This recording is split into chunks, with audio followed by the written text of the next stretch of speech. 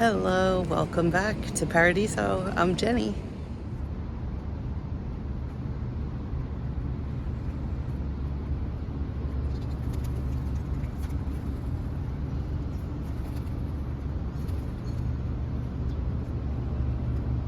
In today's video, I'm going to give you a how-to hip slide with a bonus of a chest slide at the end.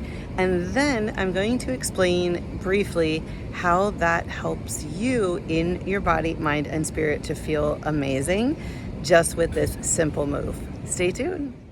In this how-to video, I'm going to start like I start all my videos, which is to remind you to go and check out down further in this list, Ancient Stance, which is going to remind you to make certain that your feet are underneath your hips, that your knees are soft, that your pelvis is tucked under or tailbone tucked under, that your chest is lifted, and that you relax. Okay, that's important too.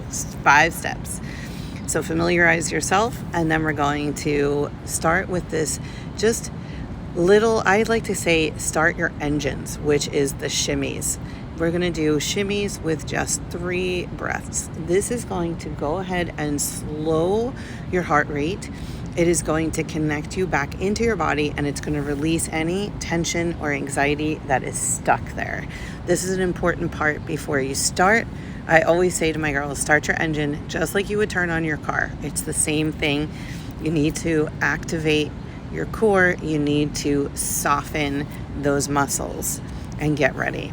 So for a hip slide, you're going to imagine that you're shifting your hips side to side, just like I'm doing in this video, and you're going to keep those knees even. A lot of people have a tendency to shift weight, which that is a belly dance move. But for hip slides, you're really thinking about keeping your hips all along one very specific parallel line. So if you were at a ballet bar and the bar would go right across your hips would go to the right and left, but it wouldn't go up and down. Believe me, there'll be plenty of time for me to teach you how to shift your weight, and I definitely have. So if you want to learn more techniques about shimmies, shifting your weight, pops and drops, things like that, go ahead down this list. So as you see, I'm showing you my knees because I want you to see that they are parallel. So that means if I was holding a medicine ball or if I was holding a stick in between my knees, I wouldn't drop it because they would not be going on different planes. With the chest, it is the same movement. It's just that it is going to glide along a different parallel line.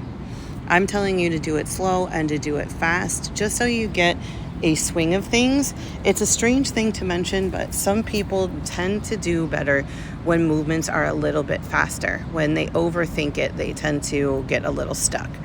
This is a little drill that I wanted you to do where it's basically 8 counts, pushing your hips in that parallel line to one side and then pushing your hips in a parallel line to the other side.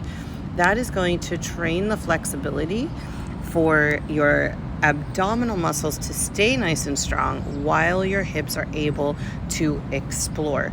Think of it like a bungee leash and the dog wants to go and smell the flowers or chase a squirrel. It's only going to be able to go as strong as the connection with you and the leash is. That is a good metaphor to think about, right? As long as you are keeping that leash tight, aka your abdominals. Now we're doing the upper body. This move can be practiced only in the lower body. It could be done half time, on time, double time, or you could use it in the upper body in the same tempos, or you could do something fun, which is where you do both. That's basically like where it feels like your hips and your chest are going in opposite directions. And you guessed it, what's going to keep your stability? Your abdominals. It's one of the things I love so much about belly dance. It is a juxtaposition of an extreme strength alongside a fluidity and a softness. How many exercises can practice those 2 things at the exact same time in the same body? So again, we're practicing it over and over. What I would like you to do is I would like you to do a count of 8 in the lower on tempo, and then a count of 8 in up tempo. then your upper body in a count of 8 on tempo, and then a count of 8 up tempo. Then if you would like to add to it, you can do both at the same time for a count of 8. I'm adding something here for my intermediate friends, or maybe more advanced, where you're going up and down, and changing levels while keeping that parallel sliding movement. So why do we want to do slides? I sort of hinted to it before. I'm going to show you the positioning from the side and from the back as well, just so you can understand where the move is coming from.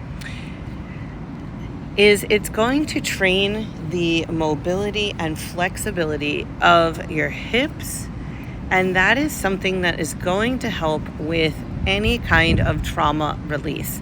We've already established in the academic world that the release of hips helps to break down that stored energy of trauma that can be stored for all your lifetime. So we want to be able to create that mobility and flexibility to release that trauma. But also, these are things that help you as you age. It's not just lifting weights for strength. I do advocate strength building, of course, as we age.